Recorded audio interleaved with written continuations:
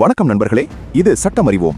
இன்று தமிழகம் முழுவதும் hot topic என்னவென்றால், தளபதி விஜயின் கடைசி படமாக எதிர்பார்க்கப்படும் ஜனநாயகன் படத்தின் தணிக்கை தொடர்பான நீதிமன்ற தீர்ப்புதான். நீண்ட நாட்களாக இழுபறியில் இருந்த இந்த வழக்கில் நேற்று சென்னை உயர்நீதிமன்றம் ஒரு முக்கியமான தீர்ப்பை வழங்கியுள்ளது. அது என்ன, படம் எப்போது ரிலீஸ் ஆகும், முழு விவரங்களையும் இந்த வீடியோவில் பார்க்கலாம்.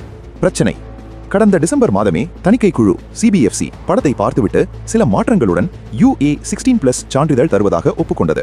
ஆனால் திடீரென தணிக்கை குழுவின் தலைவர் ஒரு புகாரின் அடிப்படையில் படத்தை மறு ஆய்வு குழுவிற்கு அனுப்பினார்.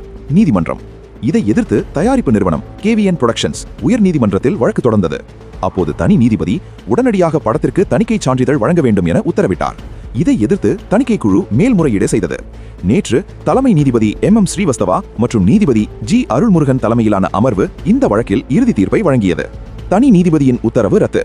ஏற்கனவே தனி நீதிபதி உடனடியாக சான்றிதழ் வழங்க வேண்டும் என்று கொடுத்த உத்தரவை இந்த அமர்வு ரத்து செய்தது.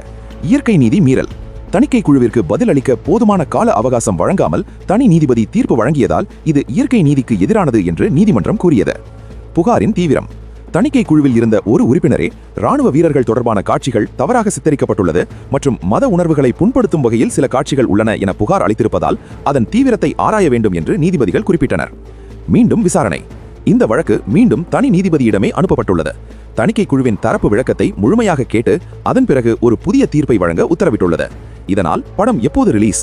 நீதிமன்றம் மீண்டும் ஆரம்பத்தில் இருந்து விசாரிக்க சொல்லி இருப்பதால் படத்திற்கு தணிக்கை சான்றிதழ் கிடைப்பதில் மேலும் தாமதம் ஏற்படும்.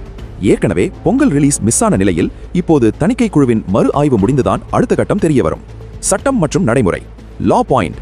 சினிமா தணிக்கை சட்டப்படி, சினிமாட்டோகிராஃப் ரூல்ஸ் படி ஒரு படம் சமூக அமைதியையோ அல்லது நாட்டின் முக்கிய துறைகளையோ தவறாக சித்தரிப்பதாக புகார் வந்தால் அதை மறு ஆய்வுக்கு அனுப்பும் அதிகாரம் தணிக்கை குழு தலைவருக்கு உண்டு. அந்த நடைமுறையை தான் தற்போது நீதிமன்றம் உறுதி செய்துள்ளது. விஜய் அரசியலுக்கு வருவதற்கு முன்னால் வெளியாகும் படம் என்பதால் இதில் உள்ள அரசியல் வசனங்களும் காட்சிகளும் தான் இந்த தணிக்கை நெருக்கடிக்கு காரணம் என்று அவரது ரசிகர்கள் கூறி வருகின்றனர். எது எப்படியோ சட்டம் தன் கடமையை செய்கிறது.